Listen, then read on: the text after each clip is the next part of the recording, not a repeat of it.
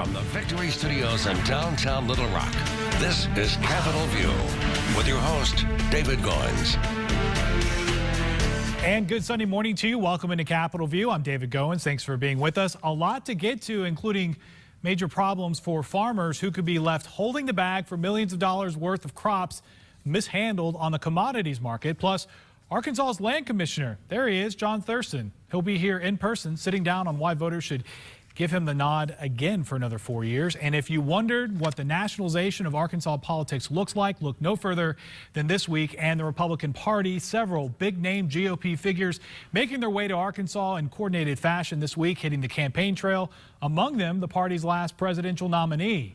Mitt Romney spent Wednesday and Thursday stumping for GOP candidates, first endorsing Asa Hutchinson's bid for governor at Arkansas State University on Wednesday. Romney says national Republicans see the governor's race between Hutchinson and Ross as a chance for the GOP to pick up a seat in November. And on Thursday, looks similar, but in North Little Rock, the former Massachusetts governor, as a matter of form, casting his support behind Tom Cotton for U.S. Senate. I don't think the president or Harry Reid understand what it takes to get this economy going and to put people back to work. They've had their chance over the last 6 years, and their recovery has just not done the job for the people of Arkansas. Should be noted, Cotton is running against Mark Pryor. When asked whether he has 2016 presidential interest, Romney responded he's content for now, stumping for fellow GOP candidates. And new House Majority Leader Kevin McCarthy joining a pair of congressional candidates this week. McCarthy made an appearance with French Hill at Wellspun Tubular Pipes in Little Rock, that's near the port. He also campaigned with 4th District candidate Bruce Westerman in Hot Springs. Now, French Hill says he equates federal approval of the Keystone XL pipeline as a path forward for job creation and growth in the 2nd District. I believe sincerely that careers, opportunities are what people want. They want that for their families, and we've got to be focused on that. And the way we do that is through economic growth. And this is a great example of it today. After previously expressing concerns about the Keystone XL pipeline, Democratic candidate in the 2nd District, Pat Hayes, says he now fully supports its completion. Well, the head of the Republican National Committee also visiting Arkansas this week. The state's GOP candidates on Tuesday, Reince Priebus speaking to volunteers, thanking them for hard work and support of Republican campaigns. Now, during a speech, Priebus striking a familiar tone, blasting Senator Mark Pryor over his vote for the Affordable Care Act. It was Mark Pryor and his fellow Democrats that told you, if you like your plan, you can keep your plan. If you like your doctor, you can keep your doctor. And all I can say is Pryor, pants on fire.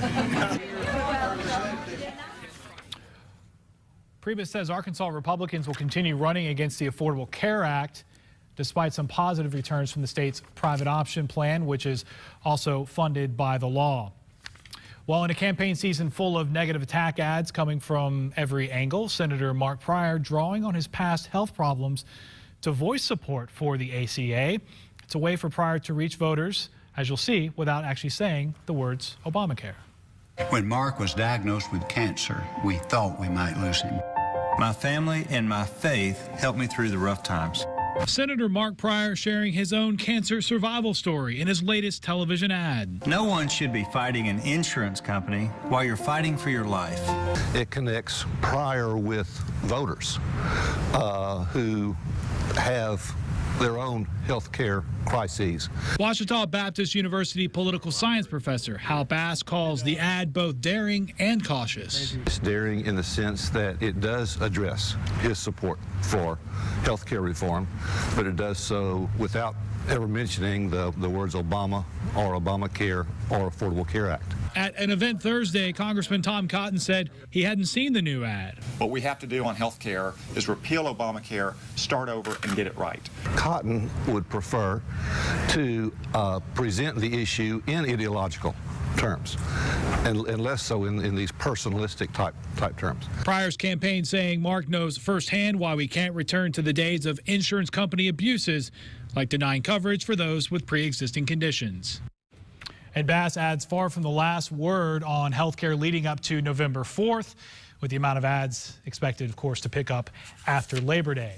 Well, Democratic Attorney General candidate Nate Steele unveiling details of his plan for the office this week. If he's elected, he presented a 7-point legislative agenda he plans to implement. Among those points, creating more openness and transparency within the state's criminal justice system and focusing on strengthening laws against sexual predators. I think this state has a real parole problem in this state, and so I talked about the possibility of ending parole for those violent sex offenders. Steele specifically pointed to child sex predators, also suggesting imprinting driver's license with labels for sex offenders. Steele faces off with Republican Leslie Rutledge this fall, who responded on Thursday saying the role of AG is to enforce and defend the law, not legislate. While it appears much more likely that raising Arkansas's minimum wage will be on the ballot in November, supporters say they have more than enough signatures now to send that measure to voters. On Monday, the group Give Arkansas a Raise Now wheeled into the state capitol boxes of signatures gathered in just the previous 30 days. They did need an additional 15,000 valid signatures after the first count, but they went ahead and delivered more than 69,000 signatures to the Secretary of State's office. I think there's a high demand that we give Arkansas a raise, period. I think everybody believes if you work 40 hours a week, no one should have to worry where their food's coming from to feed their children that night. Arkansas's lowest wage sits at $6.25 an hour, a full $1 below the federal minimum wage. If approved, Arkansas's low-wage earners would take home $8.50 by 2017. Some Arkansas lawmakers looking at alternatives to building a new $100 million prison. One proposed idea, a $2 increase in car tags, that would help, or estimates actually show that won't be enough to necessarily pay for a new prison, according to the Bureau of Legislative Research. Now, some lawmakers getting behind the idea also of an intensive program for prisoners that could eventually let them leave lockup early. Either way, legislators say they won't wait until the session starts in January. We have to be prepared to understand the consequences of what we're doing, and we can't do that in 90 days. It's not possible to resolve those issues and get the people in here. We can do it now. Should be noted, the Department of Correction does stand by its $2 car tag increase estimate. Lawmakers expect to revisit this issue in the months ahead leading up to the session, which starts in January. Well, coming up after a quick break, state lawmakers coming to the defense of Arkansas farmers who may be out millions of dollars. House Speaker David Carter will help break down what exactly can be done going forward. I'm David Goins. You're watching Capitol View on Sunday morning. When there's a vote in Congress, there's an official record. Tom Cotton says he supported Children's Hospital, but the record shows it's not true. There was only one vote in Congress to reauthorize funding, a simple yes or no on children's hospitals. And Cotton voted no. Now, he won't even admit it. Tom Cotton. We can't trust him to stand up for Arkansas or tell the truth. The Democratic Senatorial Campaign Committee is responsible for the content of this advertising. It's the Yoplait Greek Taste-Off, and we're asking this sports town which blueberry Greek yogurt is their champion. Bottom of the ninth, who's it gonna be? Get your Greek yogurt here. Can I ask you a question? Which one tastes the best? A tastes better. Egg. I love. Lift it up and see what the winner is. Who is it? No way. It's Yoplait. Oh, wow. You want to see which one Yoplait Greek beat? Chobani? Hoorah! Yoplait Greek wins again. Take the taste off for yourself. Go Boston! Wow, this is nuts. Oh, I'll show you nuts.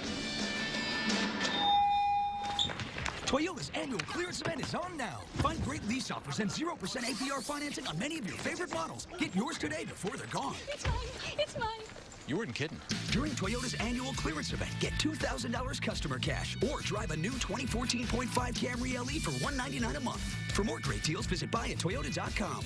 Guys! Toyota, let's go places. You're watching Capitol View, Sunday morning talk focused on the political scene in Arkansas. Figuring it up, and it doesn't take long to add up to some real big money. All the sources I have would indicate that it is tens of millions of dollars at play here. Dozens of farmers could be caught up in a multi-million-dollar fallout of an Arkansas commodity broker. Concerns in the Arkansas agricultural community continue to grow as word spreads regarding a possible multi-million-dollar shortfall with a broker in the Delta. Now, Capitol View's Marcy Manley spoke to farmers in eastern Arkansas earlier in the week who say they're either waiting to be paid for crops they delivered or holding checks they can't cash. hopefully next week we'll try a sample. I know 30-year-old Justin Higgins is just weeks away from harvesting his fields. farming is probably one of the most important things we have in our area. It's late in the season for farmers, and many in East Arkansas are wondering if the money they had budgeted on from their broker will be there. Every little country store, or parts store, or bank, or anywhere you go to, that's all everybody talks about. Turner Grain Merchandising has reportedly handled millions in commodity contracts from this small brick building in Brinkley. But local sources tell us the firm's resources have dried up, unable to pay growers who have already delivered their grain, with some holding checks they can't cash. So we want to break down how this relationship works. According to farmers, they tell us that Turner Grain acted as a middleman for them, going to big business who wanted to buy grain at a set price for a set amount. That's reported to Turner. Turner reports it down, coming to farmers who have crops to sell. They decide how much they want to sell at that price, and it'll be set for delivery on demand later on in the year after harvest, and that goes to the big business owners. What the question is during this booking process, was something missed on the back end? And whenever you get this far in the year and somebody tells you your contracts aren't any good, it's really scary. And here's why. Let's say a farmer booked corn at $6 a bushel back in the spring. Since then, prices have plummeted to about $3.50. So if these contracts aren't valid, a farmer who booked 100,000 bushels at $6 now faces a $250,000 loss at the current market price. Go to figuring it up, and it doesn't take long to add up to some real big money. All the sources I have would indicate that it is tens of millions of dollars at play here. If contracts aren't good or there's no one to buy at the earlier agreed price, farmers could be facing huge losses, which has House Speaker David Carter searching for solutions that may not help now, but in the future. We got to get all the facts on the table and just see if there's a way to make things better, because the farmers in the state are so very important and crucial to our economy. Luckily, my crop's still in the field, and I've got options to go wherever I want to with it. Higgins also owns a part shop in Marietta, and the ripple effect could reach his customers there and beyond. And almost everybody's job around in one way or another is affected by it. Everyone's biggest hope is that no one has to fly the white flag of surrender and go under. All right, we're going to talk a little bit more about this topic with House Speaker David Carter this morning. Thank you for joining us. You bet. Okay. On Friday, there was a committee meeting to kind of get into what can be done. What's some of the potential takeaways from that hearing? David, we did meet on Friday, and I guess backing up from that, when I found out about this 10 days ago, 2 weeks ago, when things started surfacing around East Arkansas, my family's from East Arkansas, it was a sickening feeling to know that the possibility that the farmers that have worked so hard to put the crops in, we're going to have potentially, such a sizable loss. But Friday, I had asked Representative Matthew Shepard, he chairs Agriculture Committee, to have a hearing as soon as possible. Did a great job putting that together. We met on Friday, had a lot of interested parties there. The takeaway is, I guess, two things. Number one, from the state the General Assembly and the Agriculture Committee in my office, we are going to unturn every single rock we possibly can and to see what avenues we can to help the farm families of our state. But number two, without giving any false hope to everybody, a lot of this specific instance is going to have to be dealt with. Unfortunately, it looks like in the court system, and the advice consistently was given not only by myself but by many other people that testified today, that everybody needs to seek wise counsel and work through this process the best that they can. Anytime you have a bad situation, usually there's a myriad of factors that lead to that, multiple things happening at once. What's your best understanding of how this kind of snowballed to where we are today? Well, nobody really knows at this point, and there's a lot of speculation going on about what happened in this instance that brought all of this to light. What we focused on Friday was how the system works, and it's pretty complex. You saw Marcy give her diagram on the whiteboard.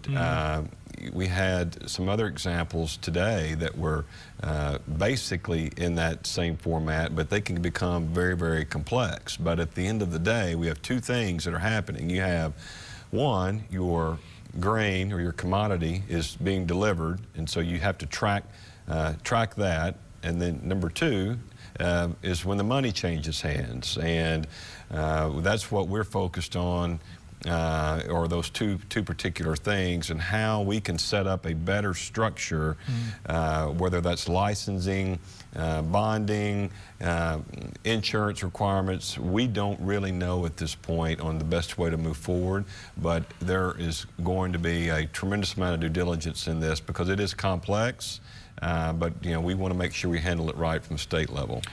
Curious, I mean, I haven't seen anyone really kind of probe at this just yet, but I mean, and I got the sense that they didn't really talk about Turner Grain that much in the micro sense for this hearing. It was kind of a big picture, but anything illegal going on potentially? Well, we danced around that a lot in the committee hearing. Nobody knows. I mean, again, nobody knows the details right now. There's a lot of rumors, a lot of speculation. Here's what I do know. I do know a lot of farmers that have worked hard and they go through their commodity planning aren't going to have that revenue source coming in. I know that affects not only them, but that affects, as Mr. Higgins said on the interview, you got your parts stores, you have your banks, you have your cafes, you have truck drivers, all these things, so forth and so on. So, as a member of the General Assembly, I know, and we made very clear today that we can't pass laws that will stop businesses that are uncapitalized and mismanaged from failing, but we can set a structure in place where we can try to rebuild this confidence in the system going forward, and hopefully through the court system and all this, as this complex problem plays out, the farmers will see some sort of relief. And I said it there and I'll say it again, Arkansas farmers are resilient. This will be difficult for them, but they will make it through it. We just have to be there to stand with them and along the way. And in 10 or 15 seconds, I know you won't be here in 2015, Matthew Shepard will. Do you think the legislature would do anything potentially in 2015? Yes, and that's why I wanted them to act quickly and start now, because January will be here soon, and this won't be the only meeting, and I wanted them to get on that quickly, and they have. And Matthew Shepard's the perfect person to navigate through this, because it is going to take somebody with a great head on the shoulders that's going to be deliberate and look at all sides and try to come up with the best solution possible. House Speaker David Carter, good to see you again. Great to see you. Thanks for coming in. Yeah, you bet. All right. Well, when we come back, State Land Commissioner John Thurston. He's on set. Why he says he deserves a second term. I'm David Goins. You have Capitol View on Sunday morning. Hi, I'm Missy Gibson. At John Gibson Auto Sales, it is our goal to meet all of our customers' needs. That is why we offer over 800 cars, trucks, SUVs, motorcycles, ATVs, boats, trailers, and RVs. We will finance your purchase regardless of your past credit history. Go online at johngibsonautosales.com and see our full inventory selection, which is updated daily. Come to 1425 Airport Road in Hot Springs, and we will have your purchase ready when you get here. See you soon, online or in person. Discount stores advertise good prices, but they only had like 10 frames to choose from. I got a complete pair of glasses for only $37. Success Vision had hundreds of frames to choose from. I went to the doctor next door. I got to choose from hundreds of frames. They were ready in about an hour, and I only paid $99. Just say no to waiting days for glasses. Success Vision has it all. Great look and great feel. I'll be back. To pick up for 99 in an hour for less. Colors today, Success Vision Express. I just enjoy the fact that they make me feel like family. I know that I can trust them. There's been several occasions where I've gotten a nail or a screw in my tire, and I'll call them up and they'll say, bring your car in, and they'll take care of me right then and there. I get my Michelin tires from Discount Tire and Brake. I'm getting the exact same product from Discount Tire and Brake, but I get better service and I get trusting service.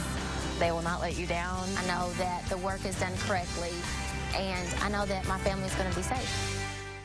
It's the model year end. And we're unleashing bonus cash on the 2014 Nissan.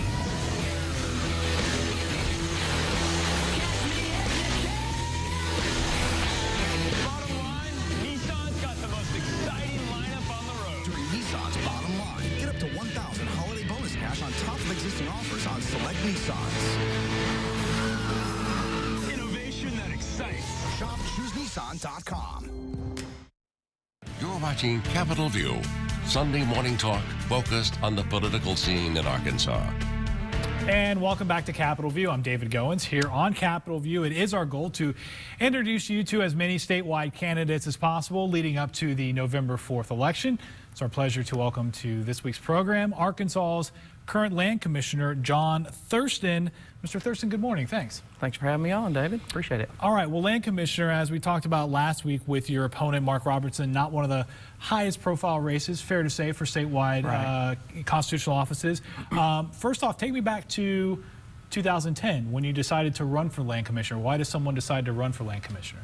Good point. You know, every little boy when they're growing up, you know, they want to be land commissioner. I didn't know if you knew that. That's kind of the going thing. Right, now. yeah. Right after president. You know, I was one of the type folks who sat there on the couch and griped at the TV and griped at politicians and complained about the way things are done here and there.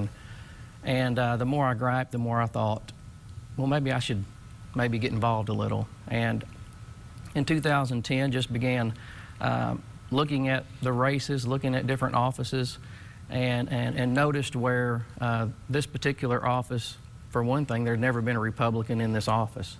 And also during that time there was some controversy regarding state vehicles and things like that, particularly in this office. And so I thought, you know, I think I'm going to inquire about it. So I called Doyle Webb and we began to chat, and it just went from there. That's right. It just kind of went from there. I guess, why does this particular office need a Republican or a Democrat? I mean, it seems like it's a fairly nonpartisan job, right? No doubt. And it should be ran in a nonpartisan way, in my opinion, and we've done our best to do that because it's primarily administrative. We're basically service providers for the county. We disposition tax delinquent property. That's our widget. That's our product that we provide to the counties. And so the goal should be simply to do it in the most efficient way possible. No legislative agenda. You know, it shouldn't be politically hyped in any way. It's simply a working office. And so, to answer your question, you're right. There shouldn't be room for partisan politics in this office. But since you have an R next to your name and a D for your opponent, back to 2010, I think many political observers, even those who don't pay attention to politics, would say you got elected in a landmark Republican year, and having that R, that's all you needed. Is that all you needed? Fair to say? In 2010? Yeah. You know, there was some debate about that, and obviously I am not going to deny that there was a wave coming through the state, and actually, if you want to call it a wave, the wave is still here, in my opinion. But I like to think that we campaigned pretty hard, and we were strategic in where we campaigned. We went to certain areas of the state where they're typically swing areas, and so I still would like to think that I worked, did work hard enough to hopefully gain some support from the voters, but it definitely was a timing thing, no doubt. What do you tell voters in 2014 about why they should punch your name again? Good point. Like I said, this office is basically administrative, and my primary goal was to address known problem areas and bring in efficiency. When I took office, we have around 50,000 tax delinquent parcels on our books. That's more than doubled from the time that Charlie Daniels was there. However, we have the same budget structure. Doesn't mean we haven't had budget increase due to cost of living and the course of business, but the number of employees that we have are still the same as in Charlie's days. And so I was faced with a large volume of parcels, same number of staff, and we had to begin somewhat frantically implementing efficiency in the office as soon as I took office. Just some areas that we did improve in is electronic certifications. When I first took office, 3 counties electronically certified. The next year, 15. Excuse me, the second year, third year, and this year, and now this year it's 65. We had 65 counties electronically certify. We do have online mapping now for folks who are interested in looking at these parcels. In the past, all we offered was legal descriptions and parcel numbers. You had to go do your own homework down at the county to do research if you were interested in a particular parcel. So it gave certain folks who knew the system an advantage over the common Arkansan on who wanted to purchase properties. Let me ask you this Sure. while we got time. Last week there was an idea floated from a couple senators to eliminate one of the constitutional offices. I know you're pretty well astute in how majority party, minority party stuff works. What's your thought on eliminating a constitutional office? Because obviously that would kind of change the dynamics a little bit. Sure. If you remember, there was talk in 2011. I was sworn in, and all of a sudden there's some folks talking about my office, Lieutenant Governor's office. I'm very hesitant to do that. Now, if the legislatures want to do that, I suppose it'd be on the ballot, would it not? It would be pushed to the voters in 2016. Right. That's up to the voters, and I'm good with what they choose. However, the debate is that it's going to save the state money. Well, you're still going to have this office regardless, or someone's going to have to disposition this tax delinquent property. So to do away with a particular, or to bring the cost down, you may do away with my salary maybe. I don't know. You're still going to have someone run the office. You're probably going to have to pay an appointed person a lot more than they're paying myself, and so. Well, don't give them any ideas. Yeah. I mean, Lieutenant Governor is one thing. Land Commissioner is a whole. Oh, whole you different were deal. talking about Lieutenant Governor. Yeah, the idea. Well, I'm hesitant. Yeah, no. I'm yeah. hesitant to do away with the Lieutenant Governor's office. You can stay hesitant. That's yeah. fine, because you're in that office and you want to seek it again. Right. So, but hope I didn't. Yeah. No. Yeah. They already had that idea. You just a few years hacked ago. it out. Now we're down to 5. Okay. We will obviously keep an eye on this race again. Not one of the higher profile ones, but Land Commissioner John Thurston. Thanks for coming in this morning. You bet. Thanks, David. Good to see you. All right. Well, we'll be back to wrap things up after a quick break. I'm David Goins. You're watching Capitol View on Sunday morning. It's the model year end. And we're unleashing bonus cash on the 2014 Nissan.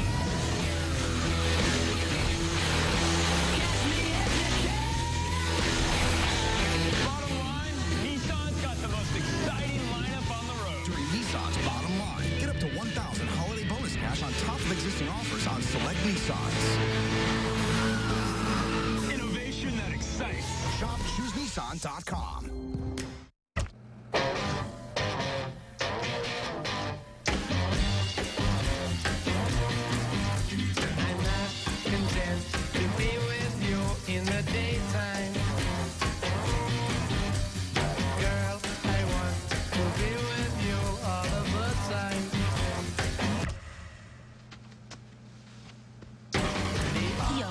With a smooth and creamy taste your whole family loves. It is so good all of the time. As a prosecutor, Nate Steele put away violent criminals and sexual predators and stood up for victims of crime.